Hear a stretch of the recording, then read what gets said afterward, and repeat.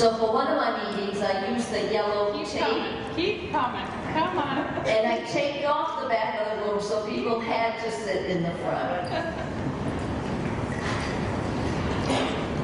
So you're here this evening for a very important meeting to hear about the space issues we have in our schools in Waltham. I first want to let you know that the mayor of the city was not able to attend the meeting tonight. She had another conflict. But she wanted me to convey to you that she will be reviewing the tape of this meeting, and she will be reviewing the notes that will be taken tonight and shared with the members of the school committee. And so I appreciate you coming out on what is absolutely the best night we've had since probably last September. With me tonight is the architectural firm of Sims, Maney, and McKee. And they have been charged with gathering data from all of our schools in Waltham, from visiting our schools, from meeting with administrators, and from spending about 2 hours in every building. They also felt, and we agreed with them, that it was very important to meet with parents and guardians of students. So you know tonight is the meeting about our 2 middle schools.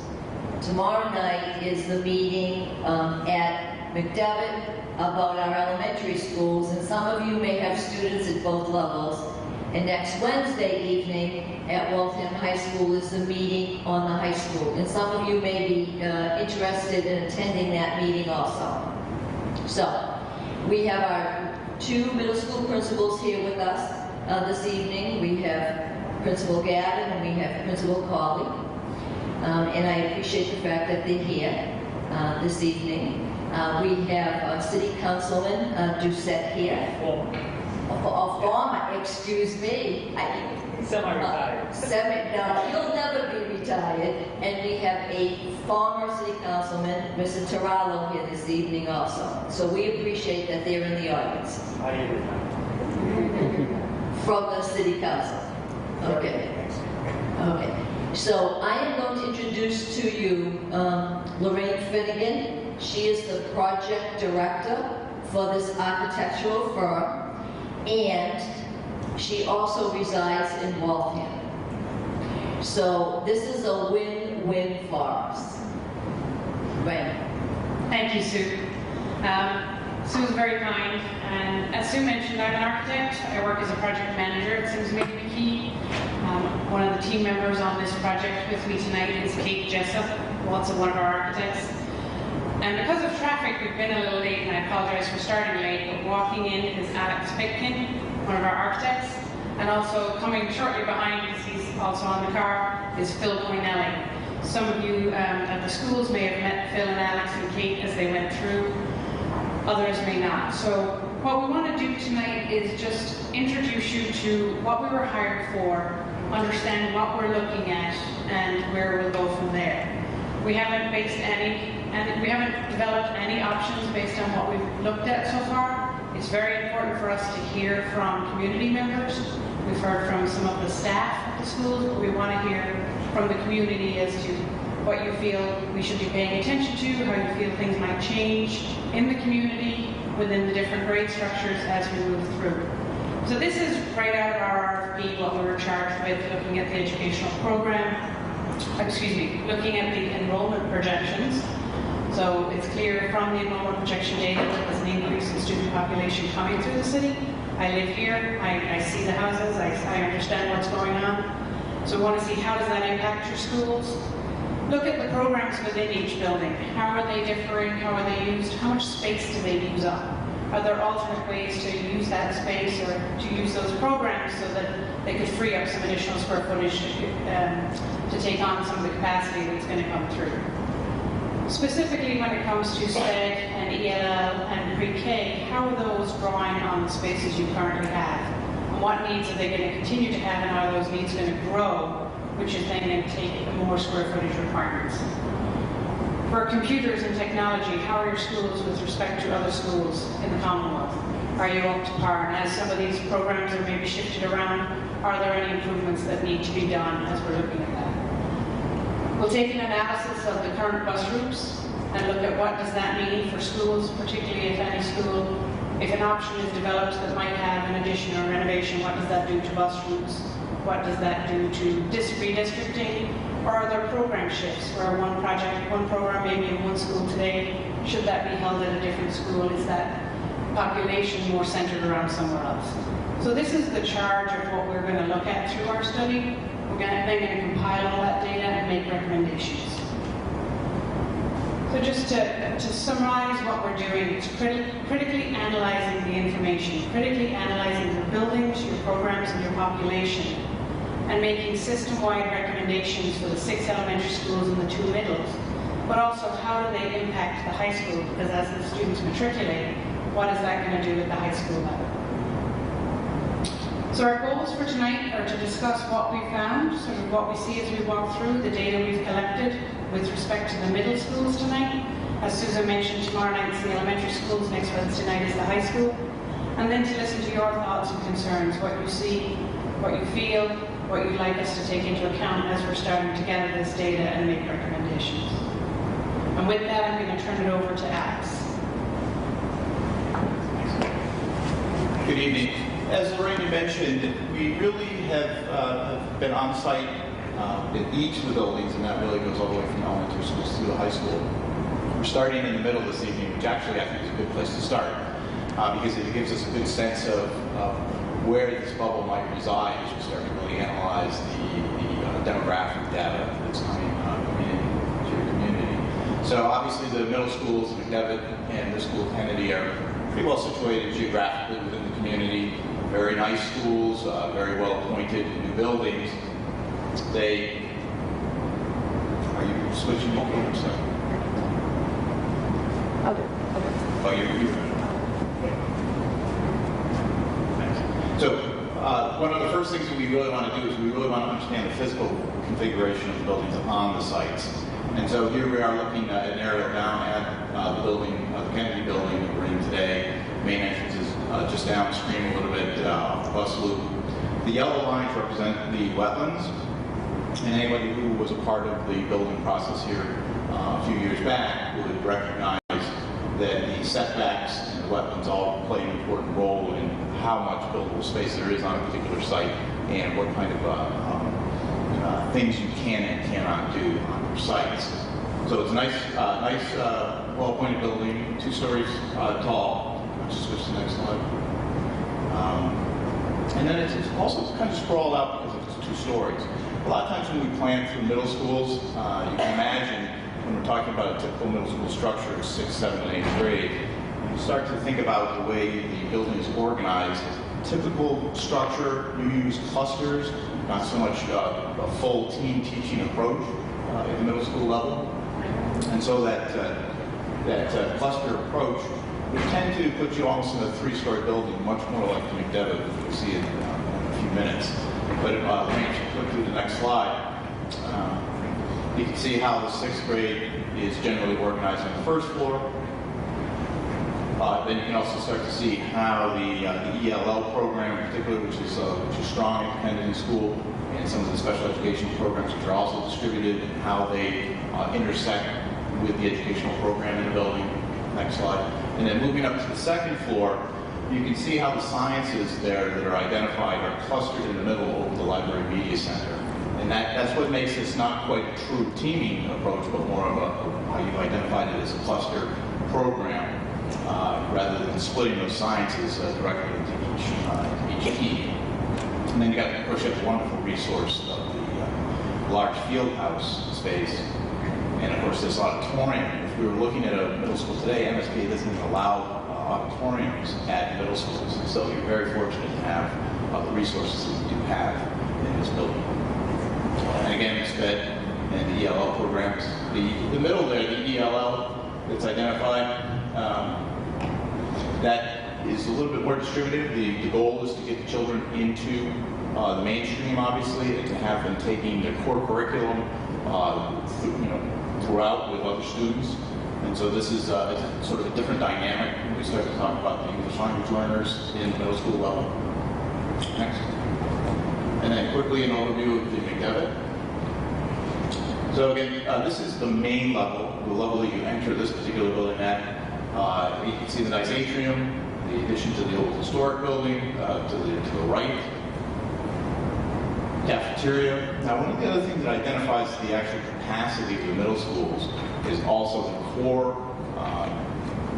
services, if you will, within the building. And in this particular case, the cafeteria, the kitchen, spaces such as the administration, those tend to also have an impact on how many students you might actually be able to serve in any particular building. So when you press the button, right, you see 6th grade clusters. Now this is much more of a traditional teaming kind of approach, where you can see the sciences. If you go to the next level, this is actually the ELL distribution. There's really very little ELL at the McDevitt. It's really the special education program that's distributed. The McDevitt also has to have a garden level, owing to its historic building configuration, and some of the technology and the SPED programs on that level. Then moving up to the second floor, you can hit the next button. You can see how the sciences have been distributed into 2 different separate clusters for the 7th grade, and then moving up to the next floor, the 8th grade, and you see the library media center and some of the arts programs that are centered. So that's a very traditional type of a building, organized very well, very strongly laid out. And then the public or the community type of spaces off to the left-hand side, serving really all of the student users. Now, actually, just back up one quick second. In both these, we might have been focusing a little bit on some of the numbers.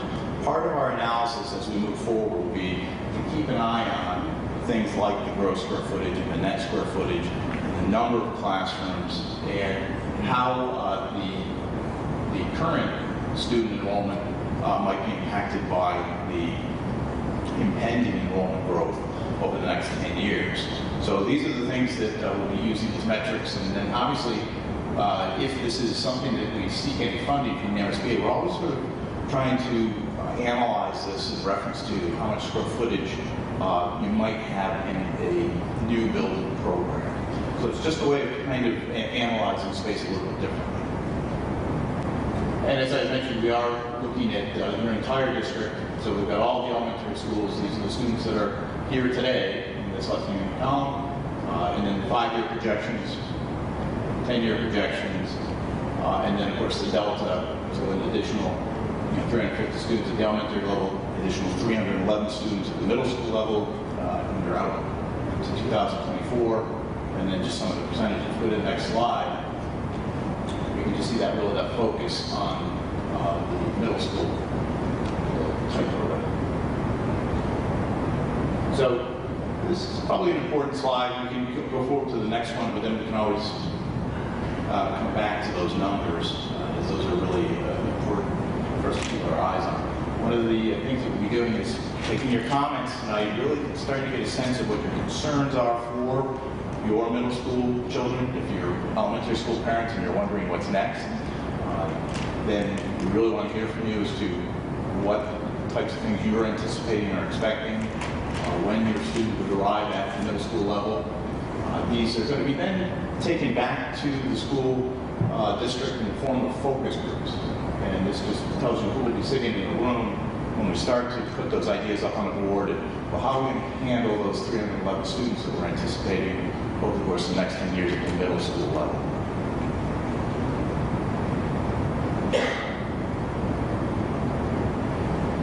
And that really, Phil just walked in as well.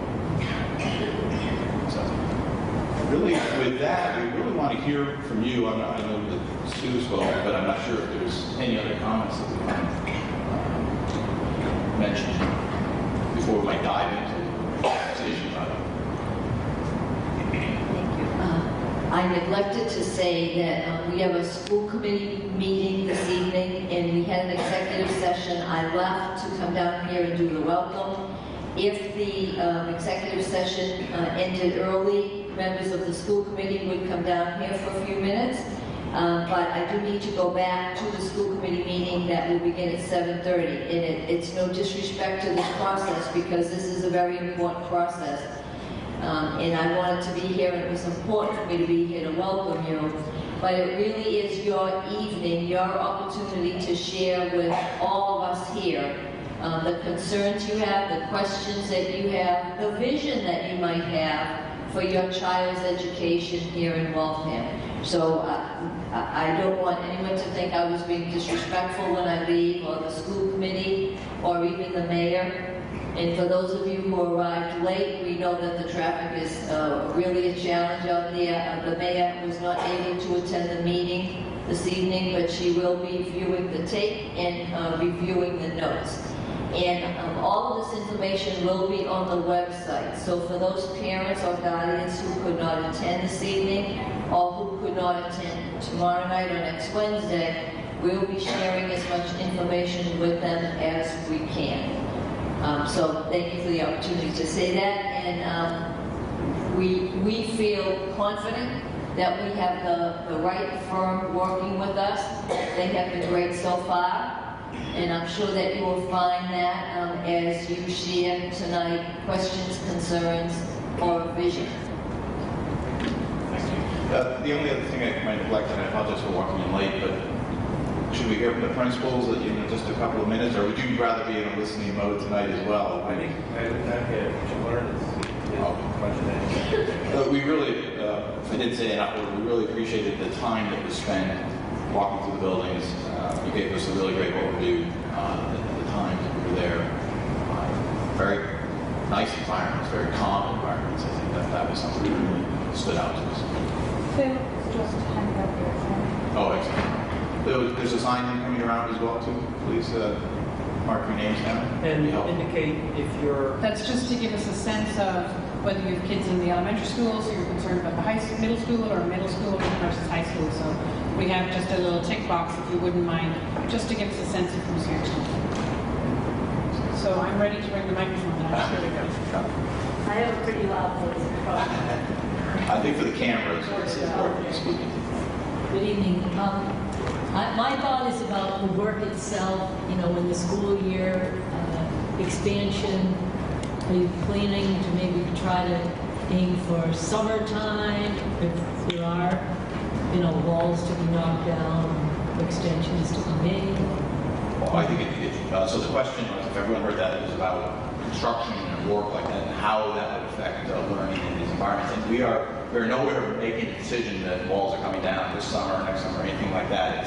This is really a mission to come up with the best scenario for dealing with the bubble of students coming into the building over the course of years, whether that's actually a construction project of some type or anything else has not been determined. So it's more hearing your concerns, what are the things you like about the buildings, what the things you don't like about the building, what your experiences have been. And we hear you, that's absolutely number one, the concern that parents will always have is what happens with construction around my children. But in no way, shape, or form are we saying there will be construction in those schools anytime soon. If at all. Hi. I am the parent of a fifth grader, so I'm just coming into the whole middle school issues, and I'm aware of what's going on kind of in my elementary school. But I really would like to get more information about what is the status now with the space utilization, how crushed are people now, what happens if we don't do anything and we take in these new students and the population grows, what are the ramifications if we don't make changes, and just in general, where are we now, what's wrong now, and what's going to happen if we don't make changes? So that was an excellent question. It's sort of what are the problems today that we're facing? And because we're still in this fact-finding mission, we're not going to answer that question tonight, right? But that's going to be a part of this report. And here are the things that we have heard, we've discovered, that are concerns, and they're different. That's why we're broken meetings up this way. They're very different elementary schools, it'll be different at middle school than at the high school. So there's a whole different kind of situation. So unless someone wants to talk about what's going on today at the middle schools, I would pass the microphone over to you. Hi, everybody. I will speak to Kennedy. This building is now, we're not at yet. I think we probably have we have 556 students in the school up now, I believe. When I got here, which was 9 years ago, we were around 500. So there's been a little bump in the last decade. And we've been able to handle it quite well. We have anywhere from 20 to 25 students in a classroom, and that can be accommodated without any problem. The facility, if you've ever had a chance to walk around it, in my opinion, is a beautiful facility.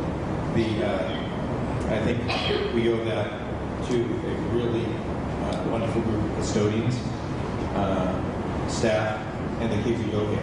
They've taken care of the building quite well. We don't feel crushed at the current time. We have enough room.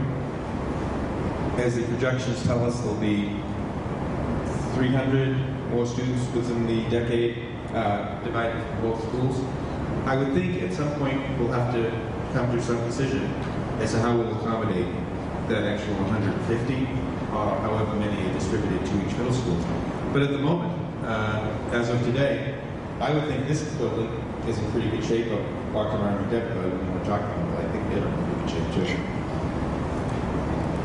Yes, Jack, we're in excellent shape. I'm also curious about the enrollment projections as well. McDevitt, also a beautiful building, historic side, the new side. Parents would walk around. I think you would agree it's in great condition also. I work with my class sizes getting bigger in the past, this is my 5th year at the school, but in the past we've been able to ride out waves. Teachers will literally just move desks from 8th grade to 7th grade. We've got a big class coming through, but I feel that the wave is going to continue to come. So I have concerns as well about how we'll manage the cluster system that they talked about. It's not as easy at the high schools, maybe adding a 0.4 English teacher for a certain section. We really want to maintain that community feel of the cluster and how we take care of our middle school kids. So, like Jack said earlier, I'm just as curious, especially for my own sake, looking at the projections for enrollment. And just for the folks who have elementary school children, the idea of cluster or team teaching, and the point that was just made is that generally a cluster takes 4 core subject areas: science, math, social studies, and English, and it links them together as a team. And those students then tend to travel amongst that group, and that's by and large how you're doing it. Then it gets into issues of how teachers plan and connect your day. And then the students, of course, just like in elementary schools, they travel out to the specials. So that does make it particularly challenging, because if you don't just add a half a cluster or small increments of students, and that's what makes middle school going a little bit more of a challenge from a space utilization factor. And I dare say the 2 buildings are very different. McDevitt has this sort of classical organization that's divided very equally, whereas Kennedy does have that 2-story split along a bar. But it feels like there's more space in Kennedy because of McDevitt. It's just more spaces, and that's just It's almost like one is horizontal. yeah, exactly. Hi. I actually have 3 students here at Kennedy, one heading up to the high school next year. I know the technology. I noticed that you mentioned the computer technology, and I know it started to come to the middle school this year. I'm more concerned, and I know about the high school and where that might be going. And my other question is, I know there's a need for space. I know mostly in elementary, but also I'm looking at the high school too, like where would we begin? Would we begin with the elementary? Would we begin with the high school? And I know that's probably not a question because you guys are just getting facts now. But I'm more concerned about the computer technology, where the high school, where that's going. And certainly the bubble is not starting in kindergarten. So it's across all of those 4 grades, you can see from the chart. And so that's why we have to address this across the entire spectrum of the district. So the high school, we'll talk about that next week. technology perspective, we're starting to roll in the program at the 6th grade, starting next year. Pilot this The year. pilot this year.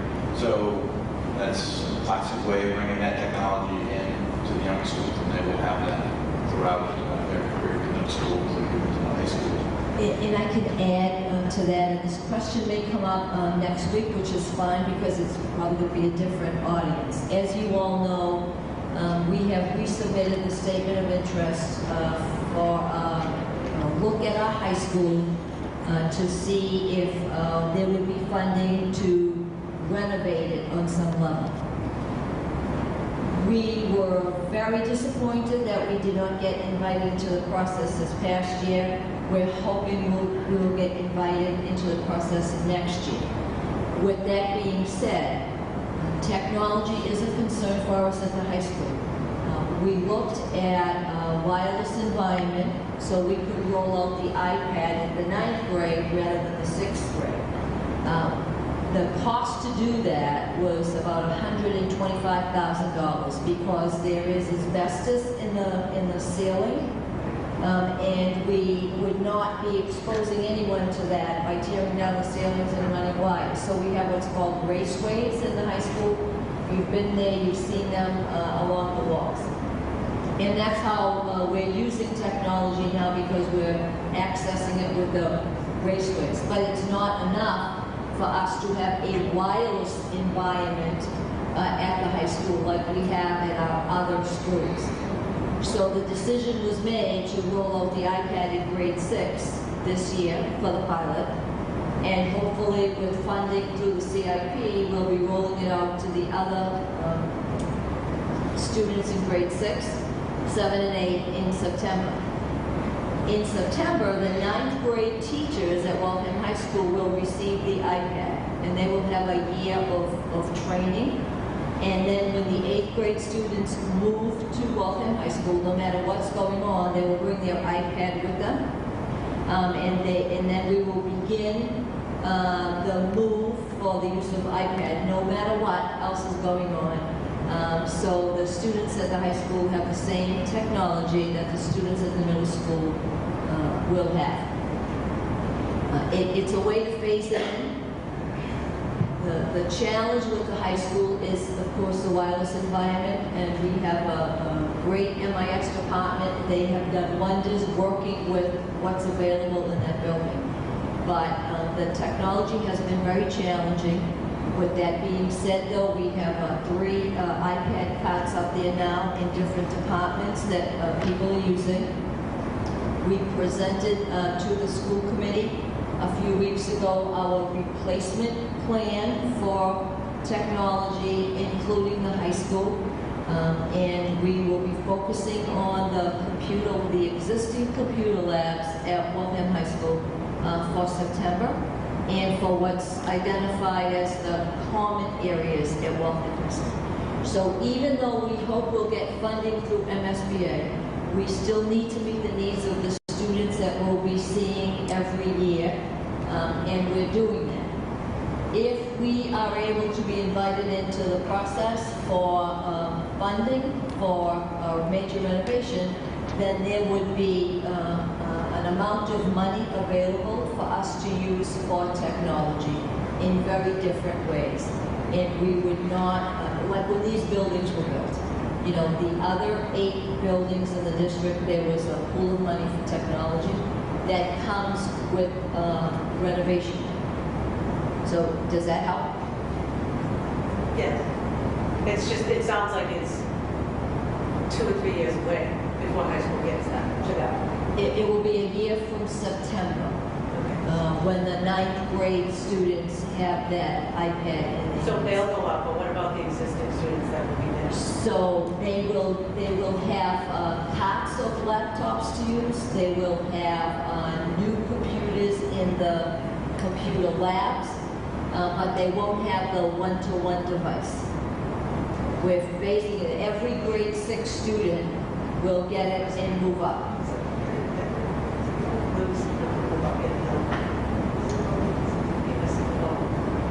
Right.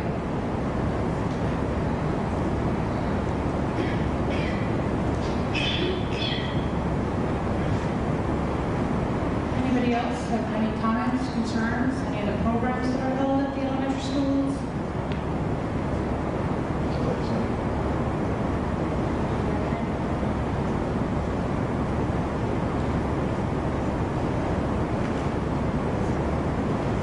Everything you say is guidance for us pulling it together.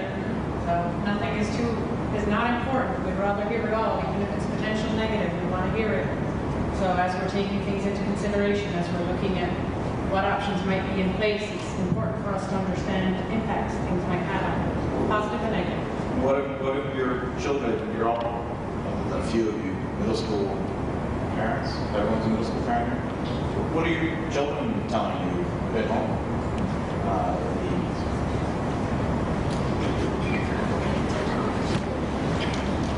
So far, my son is 7th grade and he's had a great experience.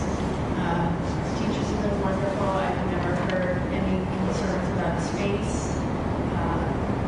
I do understand that there are changes, and I know that the population of Waltham, there's a lot of expansion going on that I don't know if is always recognized in the census even. I think that there's some things happening, so I'm very pleased that there's proactive measures being taken.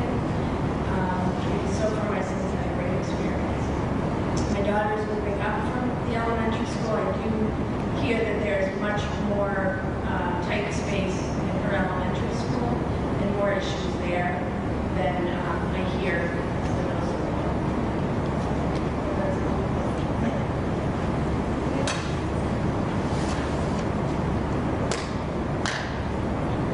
I think, I'm going to say, Kids can't be like my kids, they have lots of things. I'm not afraid to talk, so I can help. But I think one of the things we've noticed when we were looking at the enrollment projections that were done is significant increase in the number of building permits issued. So for a few years it was very static, and it has significantly jumped into the 300 range. And that is part of what we're seeing as the potential impact coming. But you also have experience right now where the kids are actually more. So we know those kids are here. But we also know to anticipate with all these units being built and with houses being torn down and multiple houses being put back on the lots, that we are going to continue to have an increase here in the city that needs to be addressed long term. So it is happening, whether you're feeling it, that's great. I'm glad your son didn't feel it in middle school, but it is going to start to develop through the schools. So there needs to be a plan for how you accommodate it and at what point can you not accommodate it anymore within the frame of your existing building. So there's a portion that maybe with some realignment, some adjacencies and some efficiencies may be made, but at some point you're going to get to that breaking point, and what is the plan for that breaking point, and how far ahead of that breaking point do we need to be at? So that is part of what we're looking at right now. What are those impacts, and how far can you take it with your existing buildings, with your existing programs, and if you shifted programs around, does that actually give you more capacity in one building where you might have an extra capacity in another? Some of those program shifts may have impacts on your kids, because your kids go to a certain building to get that program. So it is important. So it is important for us to hear it, because that's what we're going to be looking at. That's what we're going to be analyzing.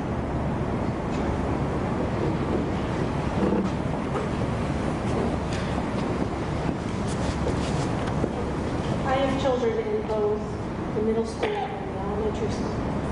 They're both special needs children. And last year, one of the special needs programs moved to a new school. It's a very nice school. But the problem is a lot of the teachers did not move with it. So the knowledge was lost. New programs came in. New people came in. They were not as successful. We have not had as much success as in the past. Administration is not familiar with these programs.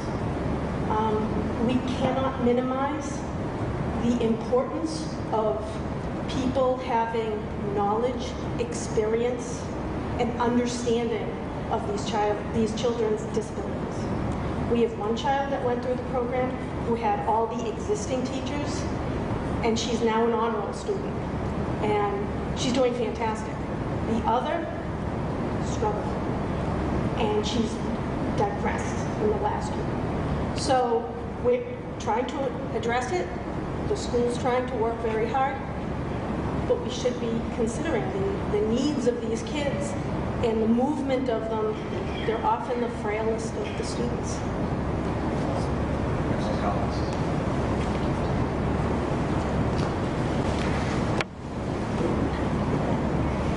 We used to have 3 middle schools in Waltham. What was the enrollment at the time that we had when we had the middle school? Because now we have 2.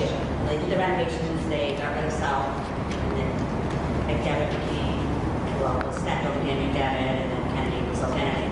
So we had 3 middle schools in the city. What was our enrollment like then?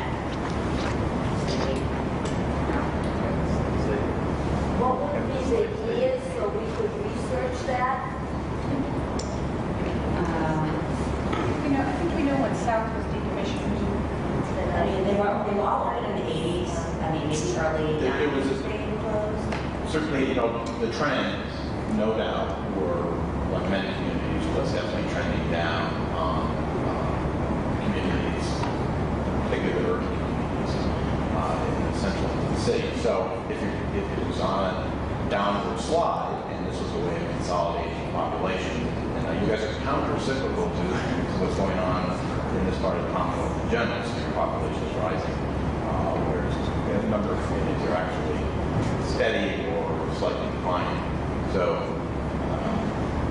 with only a little over 1,000 students today at both middle schools, those are very appropriate, maybe a little bit on the smaller side for middle schools, typically around the Commonwealth. So it probably would have been very hard to have 3 very small middle schools, or 1 very small, 2 smaller middle schools. So it's not surprising from a demographic position that you would have ended up with 2 schools in this number. The holding on it, preserved, very difficult financially for any community.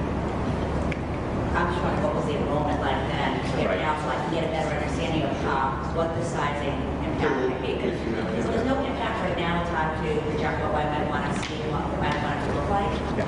You know, it's like, it's a big guessing game right now. You can't, we don't have a good projection about what it might impact and when it may be impactful. I'll give you an example, at the elementary schools, I don't want to see them become a problem in the elementary schools, which was several years ago, they knew that we were having a problem with spacing. There was more kids coming into the year. And they did a small plan to address it, which had no impact on any of the schools. And now it became a problem where you have science on a cart, you have drama in the classroom, which is not necessarily a big deal, but it is a big deal when you're grading schools that should be able to accommodate it. So I don't want to see those issues trickle into the middle school in a few years if we don't appropriately address it. I have enrollment projection historical data here, and it goes back 10 years, 2003, 2004. So the current enrollment is 1,077 in grades 6 to 8, and it was 1,073 10 years ago. So I'm looking at 10 years, it's virtually flat for 10 years. We don't have data at hand that goes back further than that. But those buildings were potentially small. 3-year middle schools, 3 middle schools went out in the early 1990s. 3 middle schools went out in the early 1990s. I believe it was about 1992 when I got the show. And I also believe those buildings were smaller because you've added on to the McDevitt and then the Kennedy is new, so. The 3 schools were, Kennedy was here, South Middle School was here, and this is Central Middle School. So it was, it was a big different configuration. I believe it was a different grade configuration as well.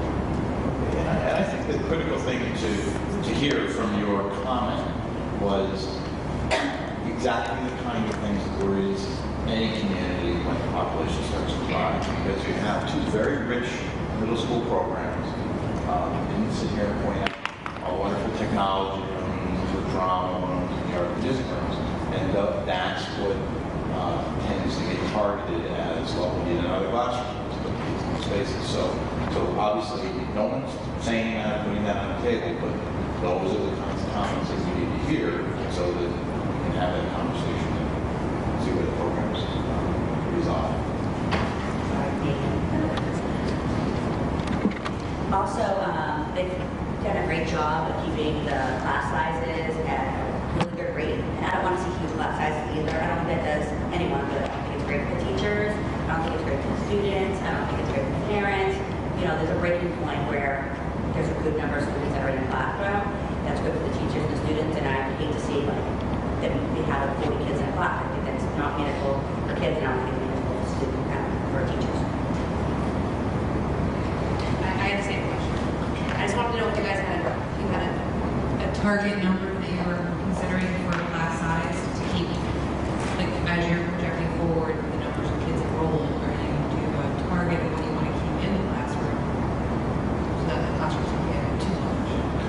We have been given no direction on hold this as a number for the class size. That's again will be part of that conversation with the focus groups. So I guess one of the things,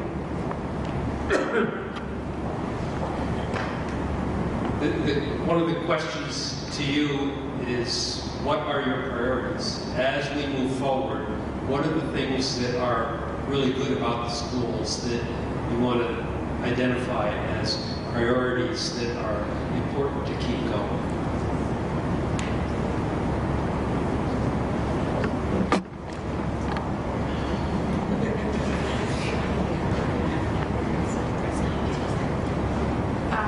You're an architect firm. Is your goal here as the firm to, if you do get funding, to design the schools? Or are you here to plan on changing the schools around to develop new schools? What is your focus here? So the question was, we You're an as architect firm. Right. I mean, I think of architects of designing Right. things. What are you here to do? Well- Are you going to design our schools when the time comes? Or are you focusing on if you can design the new schools? So If we are going to get new schools. did everyone hear the question? So the question was one of, well, if you're an architecture firm, well, there's no choice, new buildings, you know, is that what we're talking about, coming to something as a physical solution? Well, Phil's a certified educational planner, so we are also a planning firm. As a multidisciplinary firm, we also help communities to plan the resources that they have. So we're not here seeking to create any building projects. We know the community has issues with their physical environment. Particularly at the high school, right, is the one that has been touched, but we are not under contract to do any design leading up to a construction project. This is a planning exercise, trying to make sure that you are getting the most efficient use and the best use of your space across your entire district. And then your focus groups will be able to take that to the school committee and talk about the merits of what potential planning options would be for them. So it's a really high-level planning exercise, rather than just running off and saying, well, let's create, start knocking down walls in a building. That's not what this is about. We're not going to rush to conclusions. We're going to help you to come to the best solution. Whether we're an architect or a building project, that's something for the community to decide later if there is a program in place. Just touching on what you had mentioned, what we want to focus on. I know one of the things that we don't lose is any of our programs, especially the music, art, drama, all of our departments. You had mentioned earlier about this auditorium, that we're lucky to have it, and we use it a lot. And that is something I think all parents would not want. I mean, our music program is very, very big, and I know sports is big, but you don't want to lose this auditorium and lose any of those programs. So that is definitely a positive thing, because there's a very strong community for that.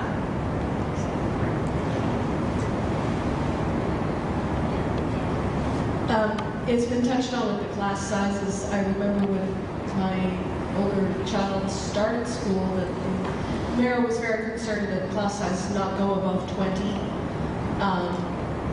My children are currently at Plimpton, and my 5th grade son is in a class of 26.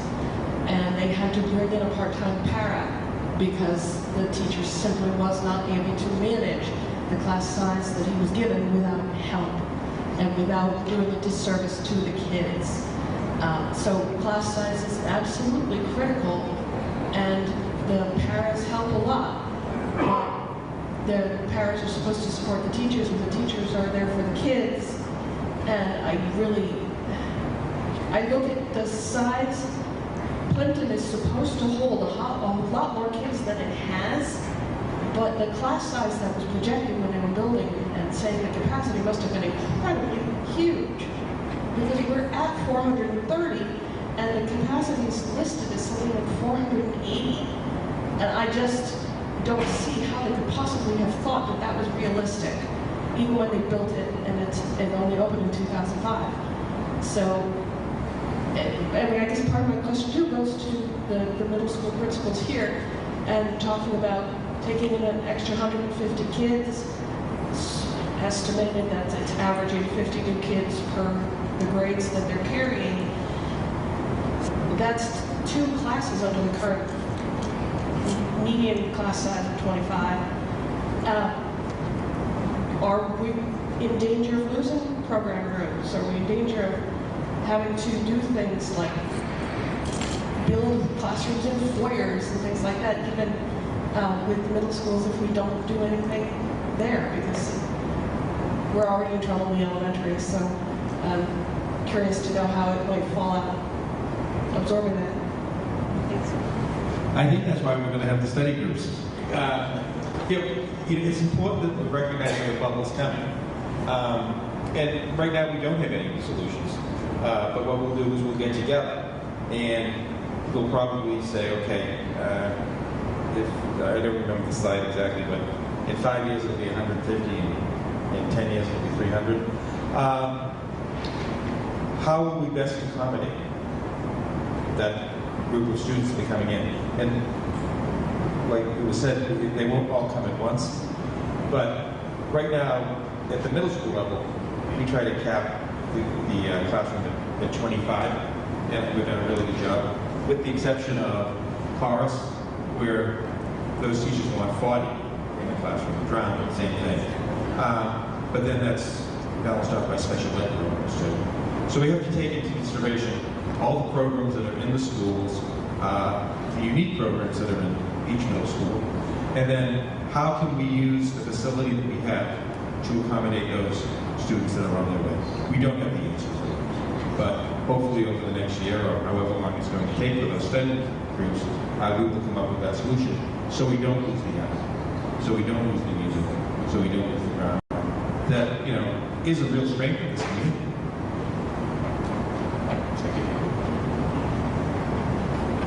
I think I know the answer to this question, but I'm going to ask it anyway.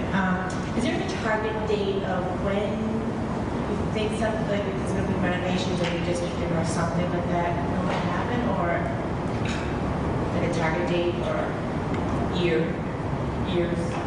No, we're conducting these 3 forums on each of the particular grade structures of the elementary schools over the next 2 weeks. And then we'll be meeting with focus groups to analyze the various options. Will one of the options be to make sure there's 25 students in every classroom?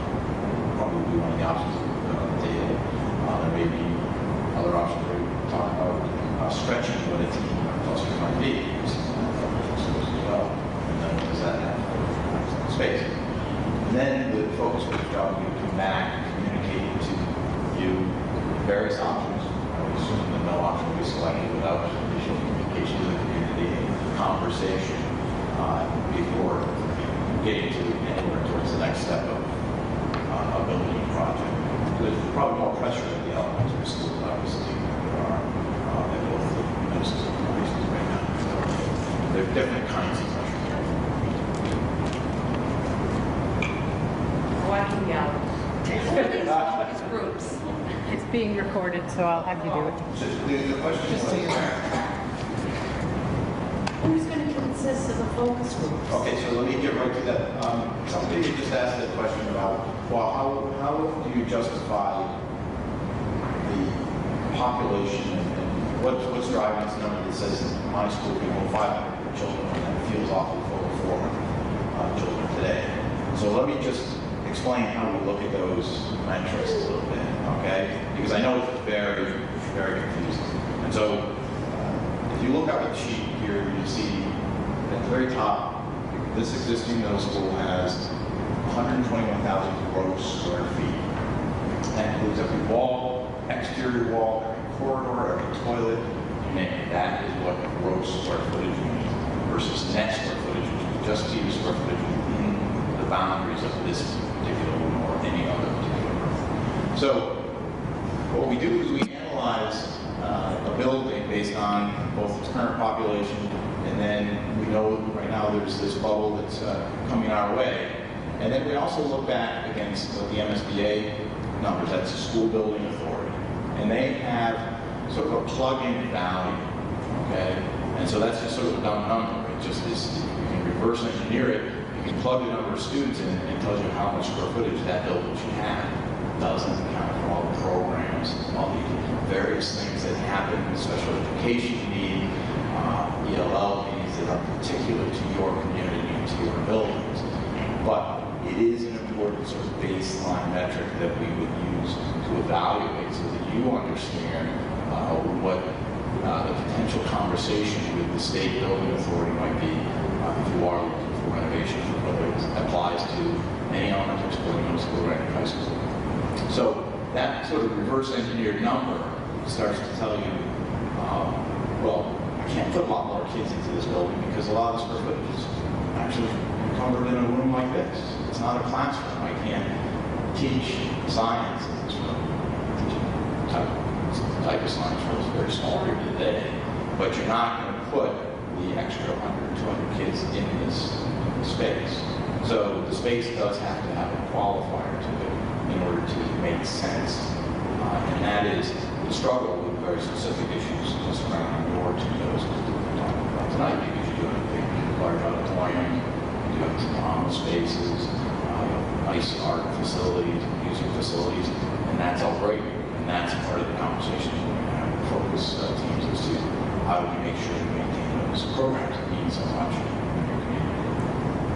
So we do have a slide that was on the focus groups.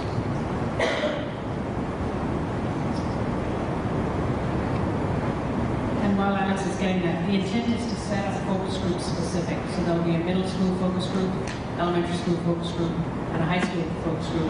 And then at the end, we'll probably all come together and discuss it, because each one does have an impact on the other, but they are as well so self-contained within their own needs that it's important that we analyze them separately. I don't have to read the list here. And we had very specific meetings with the special education director and the enrollment director as well, and there's specific needs particular to middle school and how those programs are provided between obviously part of the conversation as well. I have a question. Were the vacant buildings that we have, I don't know exactly which ones, maybe like Bright, for example, was that ever an option or considered to the committee? So part of our charge is looking at 3 buildings that have been decommissioned, potentially. So the first step of our study is to go through and understand what you have and how with the buildings you have, how can you manage that. But as part of our study, we're also looking at the FISC.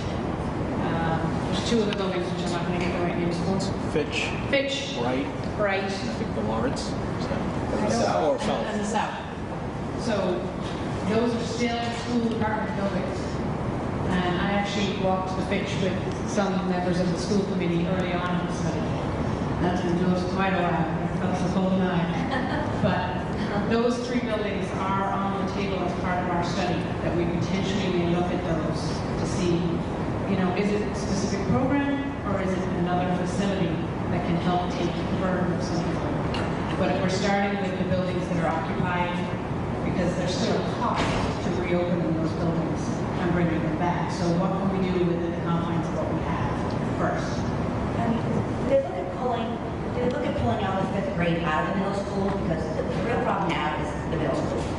So there are a lot of middle schools feeling overcrowded. They look at pulling out the 5th grade and maybe putting the 5th grade and 6th grade at one middle school and the 7th and 8th grade at another middle school as an option. So you mean pulling the 5th grade out of the elementary schools? Correct.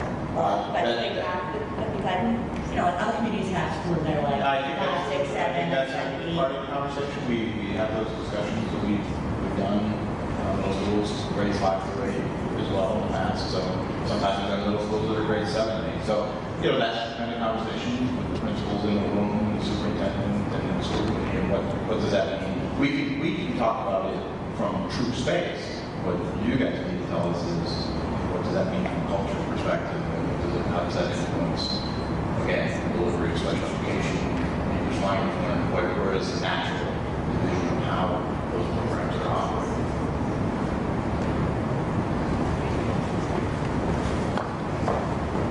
Well, just an idea, piggybacking on that, is maybe if, you know, other buildings were used in order to get the group experience, you know, transportation to an auditorium like this for different events, if they were, for example, the 5th, 6th together. I mean, it sounds like the high school has the problem, you know, 10, 11, 12 together, maybe the 8 and 9, I'm not exactly sure how but all of that could be considered in having opportunities with the buses for the kids to still, you know, interface.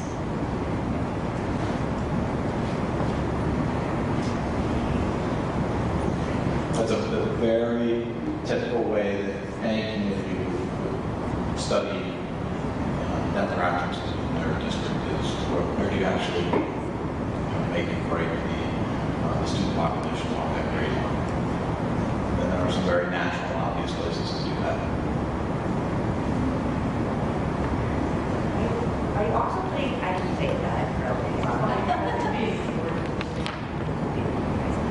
are you also taking into consideration that there's a really transient population in this city? So what I mean by that is that people move in, move out, and, you know, at the beginning of the year we tend to get more people, and, you know, sometimes get a bubble like around New Year's too. Are you taking into consideration or trying to project into your numbers those counts as well? I know it's hard to get ambiguous, but We certainly heard that, and that's been a part of the conversation. And we certainly have projects in other districts where the problem maybe doesn't sound quite as intense as it is here in Waltham, but it's got to be part of the conversation with the demographer. How do we plan for that? Can you plan for it? Right? And sometimes the changing nature of the community starts to sort of change how those particular students may come and enter and exit the community as well. Sometimes it's just the economy. So with my community where I live, that problem started to stop as the economy went bad. But it's still an ongoing and continuing problem here in Waltham. It's something that we definitely need to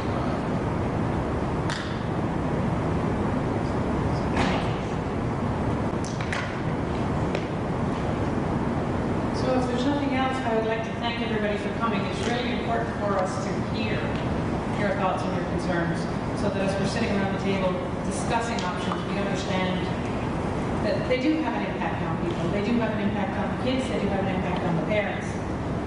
Priorities are important, but also just understanding and hearing from you is important for us as we look at the numbers. It's not all just looking at numbers on paper. It's also people. So appreciate you coming out tonight. Tomorrow night is going to be very similar in format, with the exception of the elementary schools. So again, there's a very different focus for the elementary schools, different needs, different programs. If you do have kids in the elementary schools, we encourage you to come back tomorrow night to McDevitt. It's still a very important discussion for us. And then next Wednesday night at the high school. Lorraine, we didn't get a chance before anybody does maybe leave or if you have additional questions, please, we're still here as long as you need us. But we were wondering, and I realize the superintendent has left the room for a little bit here, but is there a place where they can send comments if they are thinking about things or things are on your mind, get back directly maybe to the principals that they can bring up to the forums, or is there anything that we The principals are volunteering. Awesome. Thank you. And they will forward them directly through Susan back to us. So yes, that's a good thing. So email directly through the principals. Any thoughts or comments, or you're talking to a neighbor or a friend or another parent, and you want to make sure they catch up on it if they couldn't be here tonight, if they were stuck in traffic, or if they had other commitments like kids at home. So So it's important for us. We welcome it all. If anyone hasn't signed in yet, please do so. Did you sign in? Great. Are there any other questions? I don't mean to cut it short. I just want to make sure. And if you can't be here tomorrow night for the elementary schools or next Wednesday for the high school, certainly we'll entertain some questions for that as well. We have a question about the high school for technology. Everything's fair game here. This is